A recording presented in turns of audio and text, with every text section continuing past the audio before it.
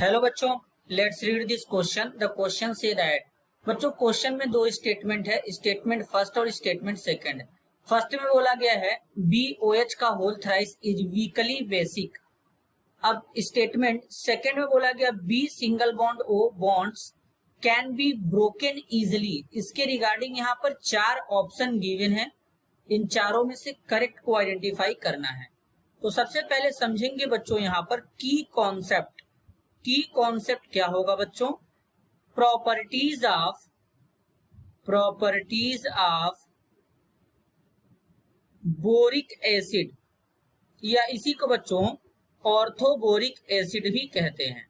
अब बच्चों अगर हम बोरिक एसिड की बात करें तो यहाँ पर इसका स्ट्रक्चर कुछ इस तरीके से बनता है। बोरॉन के साथ में यहाँ पर इस तरीके से ऑक्सीजन, फिर ऑक्सीजन के साथ में यहाँ पर इस तरीके से हाइड्रोजन लगे होते हैं बच्चों, इस तरीके से हाइड्रोजन लगे होते हैं। तो अब ऐसा नहीं है कि बच्चों ये जो बोरिक एसिड होता है ये H+ आयन लूज कर देता है और ये एसिडिक नेचर का होता होगा, ऐसा नहीं होता है। तो सबसे पहले यहाँ पर स्टेटमेंट फर्स्ट के बारे में देखेंगे।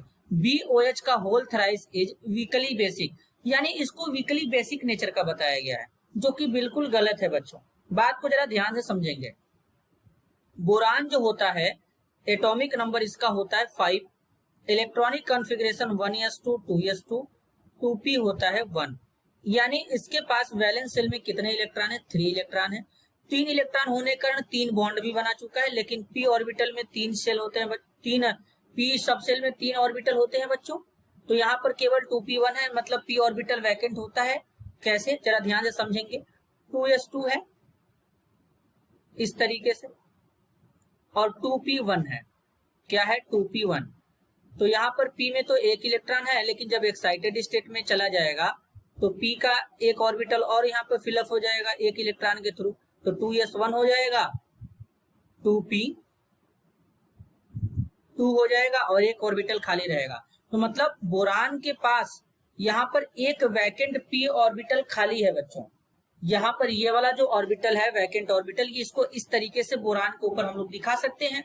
तो इस केस में क्या होता है कि जब हमारा बोरिक एसिड BOH का होल थ्राइस वाटर के साथ रिएक्ट करता है तो वाटर H+OH- में ब्रेक होता है। तो वाटर से जो OH- आयन ब्रेक होता है उससे ये क्या करता है? इलेक्ट्रॉन पेयर एक्सेप्ट कर लेता है। इलेक्ट्रॉन पेयर एक्सेप्ट कर लेता है बच्चों कुछ इस तरीके से। तो यहां पर हो जाएगा BOH होल 4 नेगेटिव और साथ में H3O+ बन जाएगा। अब कैसे? जरा ध्यान से समझेंगे। बोरान था, बोरान के साथ में 3 OH इस तरीके से था बच्चों। अब इसके पास एक वैकेंट ऑर्बिटल था, वाटर ब्रेक होता है H+ और OH- में, तो यानी इस तरीके से वाटर से OH- आएगा। अब इस माइनस में 2 इलेक्ट्रॉन होते हैं, ये इसको एक्सेप्ट करेगा। जब एक्सेप्ट करेगा तो बोरान के साथ में 4 OH लगेंगे बच्चों इस तरीके से। अब क्यों एक्सेप्ट किया? क्योंकि इसके पास एक वैकेंट ऑर्बिटल था, तो इस तरीके से यहाँ पर हो जाएगा और यहाँ पर एक नेगेटिव चार्ज आएगा बच्चों।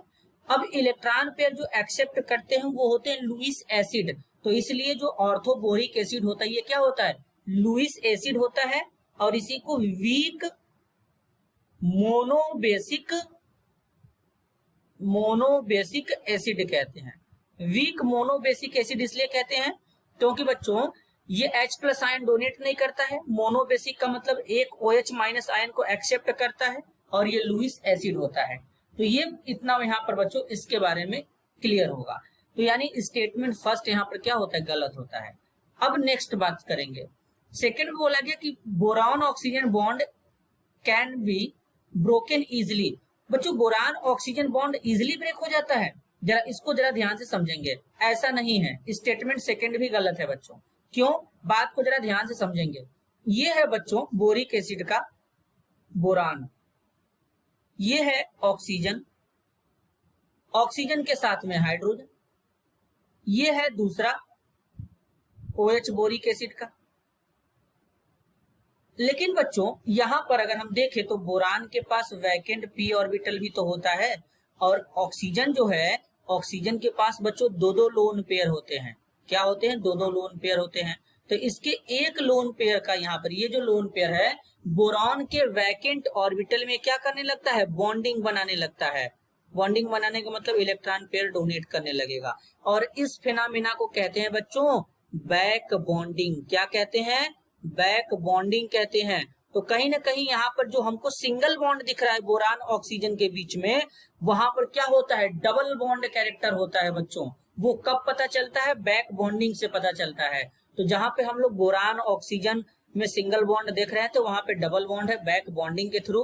तो जब डबल बॉन्ड कैरेक्टर आ जाएगा, बॉन्ड मल्टीपल हो जाएगा, तो उसको ब्रेक करने के लिए अमाउंट ऑफ एनर्जी ज्यादा चाहिए, तो बॉन्ड डिसोसिएशन एनर्जी ज्यादा होता है। तो इसलिए बॉन्ड जो है बोरान ऑक्सीजन बॉन्ड जो होता है बच्चों, ये क्या होता है? स्ट्रांग होता है, ये इजिली ब्रेक नहीं हो पाता है। तो इसलिए क्यों नहीं ब्रेक हो पाता है? क्योंकि यहाँ पर बैक बॉन्डिंग ये जो होता है इसके कारण। तो इसलिए बच्चों ये स्टेटमेंट सेकंड भी क्या हो जाएगा? गलत हो जाएगा। तो इस क्वेश्चन के लिए करेक्ट आंसर क्या होगा बच्चों? करेक्ट आंसर होगा option 2, both statement first and statement second are incorrect. This is your answer. I hope you understood it well. All the best.